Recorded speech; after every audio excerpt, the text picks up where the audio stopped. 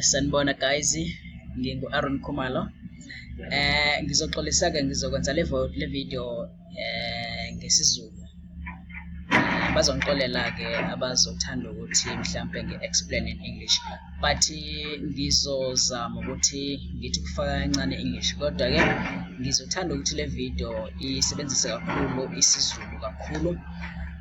Okay, kule video lena ngizokwenza i-code ku-Visual Studio based on Windows Forms applications.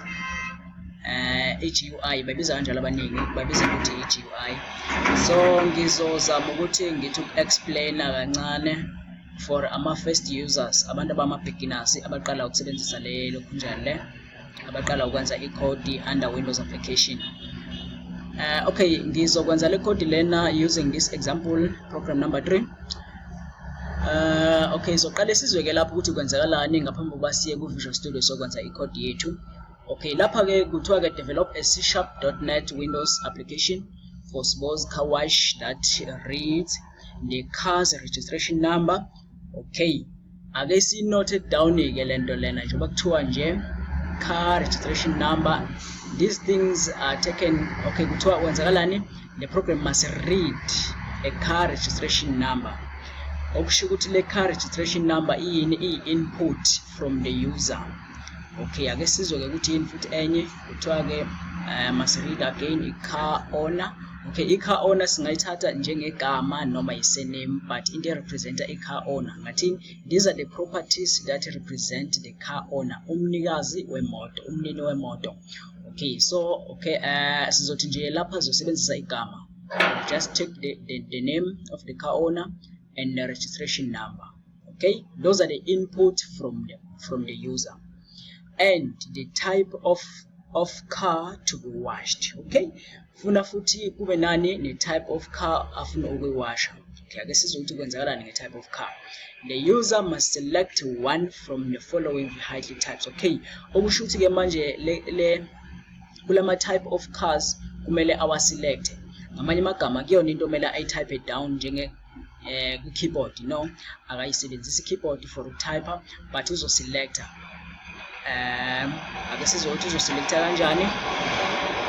The user must select one from the following vehicle types. Okay, SUV, a Coaster 130, meaning uma umnikazi wemoto efuna ukuwasha i-SUV kule car wash, then bazomcharge u-130. If efuna ukuwasha i-sedan noma i-hatchback bazomcharge u-90 rand. If ewasha i-truck then bazomcharge u-250.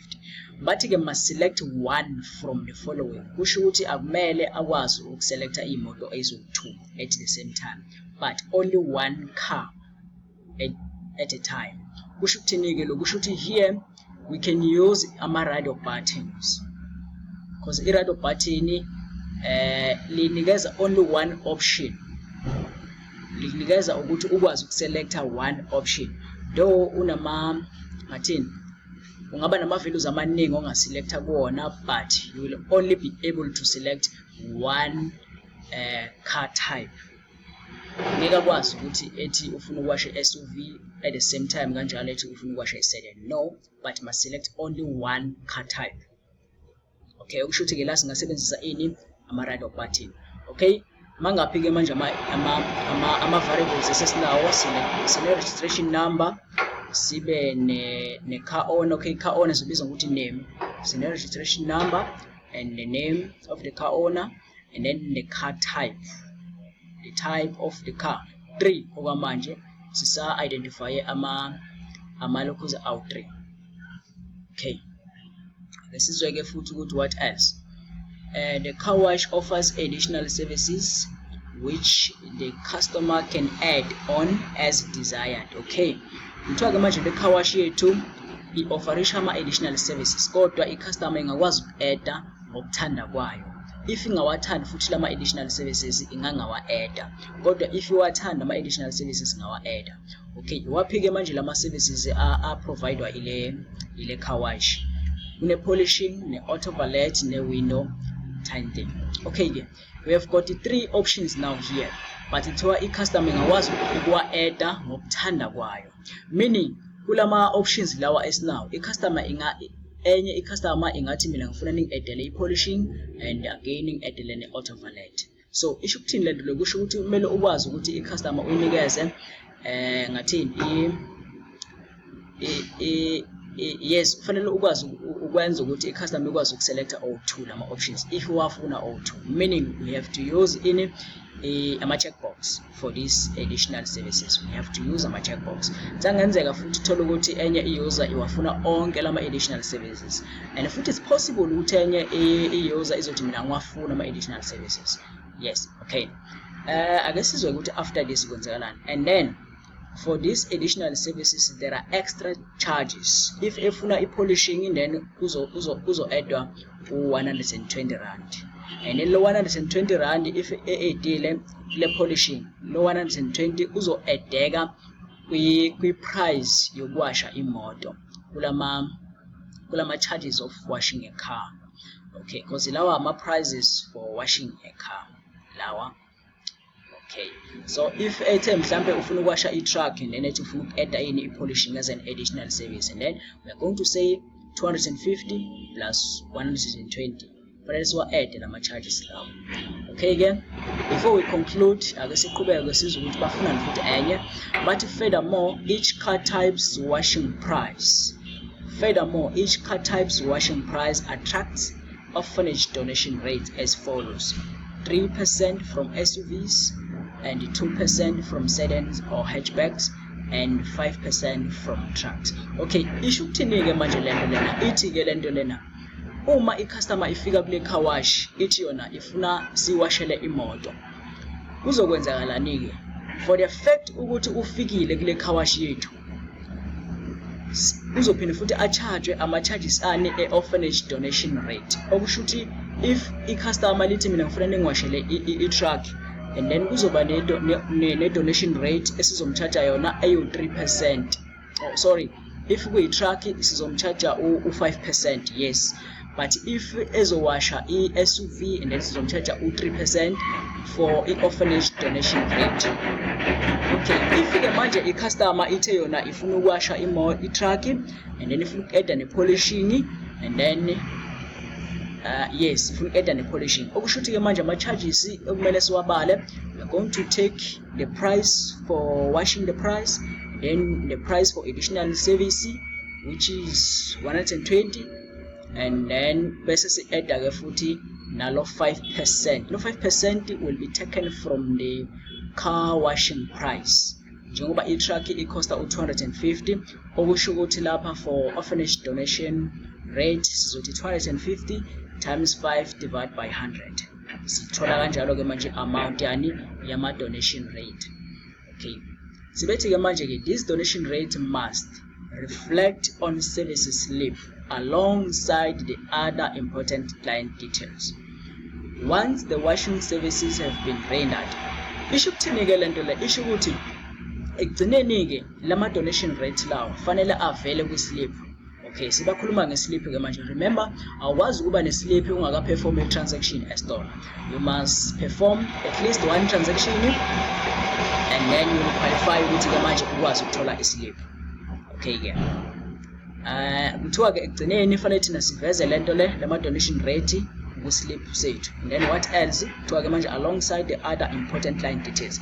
Iwaphi ke manje ama-important client details? Ama-important client details lokhu ku-include i-car registration, yes, registration number and the car owner. Ngathi nje i-registration number yemoto negama le-car owner. Yeah, maybe we can decide ukuthi siveze futhi nokuthi iyiphi i-type yemoto azoyiwasha, because but important client details. Ama-details are related to a-client, meaning singaveza i-registration number negama le-owner ne-type yemoto azoyiwasha, and then at the end singaveza ke futhi nani nalama donation rate, and then okunye futhi okubalekile efuna siveze nani ne-total price okumele ayikhokhe. And I think okunye futhi okubalekile before uveze i-total price kumele simvezele kwislip sakho ukuthi kahle kahle for washing a car noma for washing that type of the car ukhosta malini. If etheni ufuna simoshele i-truck, then fanele simvezele ukuthi okay wena uzowasha i-truck and i-washing price for i-truck i-250. Bese siyamvezela ke futhi nama donation rate, simvezele ke futhi nani ne total price omele ayikhokhe at the end, masu include onke ama charges. Yes, okay, after that ke we are done. So kuthiwa ke manje la you are required to develop a user friendly interface using RadioButtons, checkboxes, groupboxes or panels. Okay, for today ngicela ukuthi mina ngisebenzisa ama RadioButtons nama checkbox nama groupbox, ngizowashiya ama panels. But once you understand ama groupbox, kuzoba easy for wena ukuthi understand ama panels. Kodwa ke for today ngizosebenzisa ama RadioButtons, checkboxes and groupbox. Okay, yini ke sizoyisebenzisa lapha kuma RadioButtons because yonke lento ifuna uyi-understand. Lapha kuma RadioButtons i-user izokwazi ukuselect only one option. Yiphi ke manje i-option esizoyifaka la kuma RadioButtons? Le eyama car type, lapho khona i-user izoselect ukuthi okay mina ngifuna ngiwashele i-sedan. Uzokwazi ukuselecta only one car type, sedan kuphela, noma if efuna i-hatchback uzokwazi ukuselecta yona, but akwazi ukuselecta amaningi at the same time. So sisebenzisa i-RadioButton lapho. And then for ama additional services abo polishing noma auto valet sizosebenzisa i-checkbox. Why sisebenzisa ama checkbox here is because i-user kuthiwe inga-add as desired. So kusangenzeka ukuthi a-add mhlambe awu2 noma onke awu3 noma anga-add lutho at all. So it's good ukuthi si-implement the use of checkbox because ama checkbox i-user yakwazi ukuselect ama option amaningi at the same time. And then i-groupbox sizoyisebenzisa ke i-groupbox to display islip sethu. So islip sethu sizosiveza kuphi kuma groupbox. Okay, ngicela ukungena kwi-code ke manje ukuze sibone ukuthi kwenzakalani. Okay, ngizovula uVisual Studio wami. Okay, and then sizofuna ke manje Windows Forms App .NET framework kube C#. If ingavelela kusho ukuthi awukaze ke wa create i-code using Windows Forms application. So if ingaveli lapha leli gama leli, and then you can search here. You can search here, usearch lona leli gama leli Windows Forms application lizovela. But you must make sure ukuthi there is this .NET framework. Kungabe u.NET Core, but mele kube .NET framework. Okay ke sizoclicka ke manje lapha bese sithi next.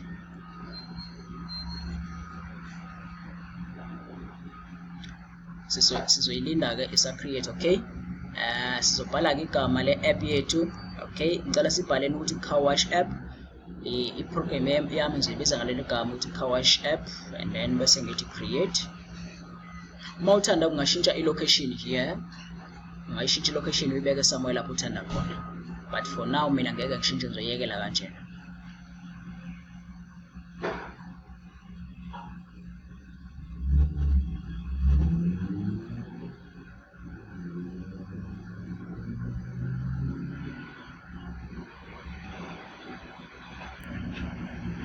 Okay, isiranile ke ngathi isicreateekile ke iproject yethu, isiveza kanjena ke manje. Okay, from here we will need ama toolbox.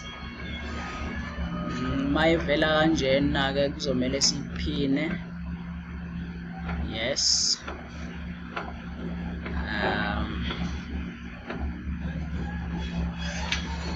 Okay, sizoyilinda i-upload.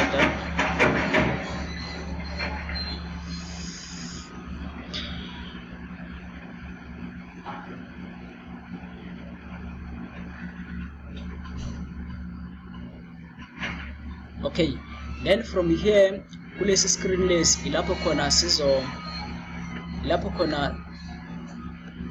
sizo designer khona ukuthi kuzovela kanjani, yini kahle kahle thina esifuna ivele kule app yethu. So ilapho manje si designer khona i-GUI yethu la. So sizanike la, we need ama tools here kuma commons. We need ama tools. The first tool esizoyidinga la u-label. So we need a label. U-label wenzani ke? U-label ubhala nje igama osufuna livele, and then lapho kule label yokuqala la sizobhala i-car registration number, and then kule label yesibili we need i-owner name.